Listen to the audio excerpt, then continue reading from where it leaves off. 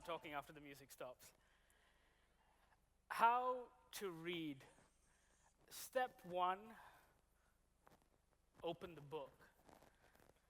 Step 2, read the words.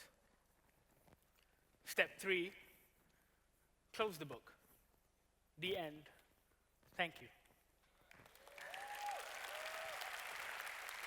It seems simple enough, I suppose. I guess it is simple enough for the most. Now imagine this. Imagine you've walked into a bookstore and you've picked up a brand new book. Now imagine that every book ever written, ever made, came with a little pamphlet inside of it, neatly wrapped in cellophane with 3 bold words emblazoned upon its cover: how to read. What do you imagine that pamphlet would contain? How to read. 3 very loaded words. With a question mark at the end, it becomes something of a philosophical inquiry. If there was a period, if there was a full stop, it would be a manual. But what if those 3 words were just 3 words, drifting by themselves in space with no punctuation to define what they mean? How to read. They are 3 words that have haunted me for most of my life. I wear many proverbial hats. I am a writer, I am a literary critic, I am a movie buff, I am a journalist, I am a broadcaster, I am a festival director, I am many things and all things, but most of all, above everything else, I am a reader. But I'm not here today to tell you what to read and what not to read. You can work that out for yourselves. I'm not here to tell you what's good and what's bad. No. I'm here to tell you that this open future, that your open future, that our open future is a sham. That everything you've been told is wrong. I'll let that sink in for a little while. Because what do we read if not the books we select by ourselves on Amazon.com? What do we listen to if not the songs we like on Spotify? What do we watch on television? Or do we even watch television? On Apple TVs, on Fire TVs, on YouTube, the programs we select, we choose, or that others around us like and select and choose. We live in a world where everyone has seen Breaking Bad. I mean, everyone. But what does it mean to live in a world when everyone has seen and read and listened to everything everyone else has seen and read and listened to? What does that even look like? It's a scary proposition, which is why this idea of a self-curated future, this idea of control, is something I'm here to tell you is wrong.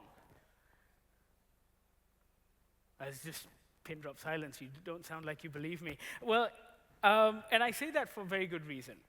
I say that because when we grasp at these things that because you like this, you might like that, when you click on a video and they give you recommendations at the other end of it, what does it all mean? It means that you're reading what you're told. You're reading what others around you have read, and you've lost all sense of discovery. And that is the problem, in my opinion, because this carefully curated future of ours has left us wanting. It has left us, well, kind of bored, really. It has left us without any sense of discovery. It means that our likes and dislikes are the product of advanced algorithms rather than merely good taste. Remember what that was like? Now, I'm here today with that message, and that message is going to run contrary to anything anyone has ever told you or sold you in the last 5 years. Don't believe them when they say, if you like this, you may like that. Don't, for God's sakes, watch what you want to watch when you want to watch it. No. Go to a bookshop. Just turn on the television. Walk into the cinema. Don't buy tickets beforehand. Don't book it on your app, on your smartphone. Just walk into a cinema and see what's showing. Why? Because an episode of The Bachelor has as much value as an episode of The Wire. Reading William Shakespeare has as much value as reading Elizabeth Gilbert, really. Guardians of the Galaxy is as good a movie as Schindler's List, and don't let anyone tell you otherwise. I'm here to tell you to consume everything, but consume it well. Because that is the only way we will ever be ready for any sort of open future. Now, there is a moment in Don Quixote, which I'm about to appropriate for my purposes. It was in reference to something else, but I'm going to steal it.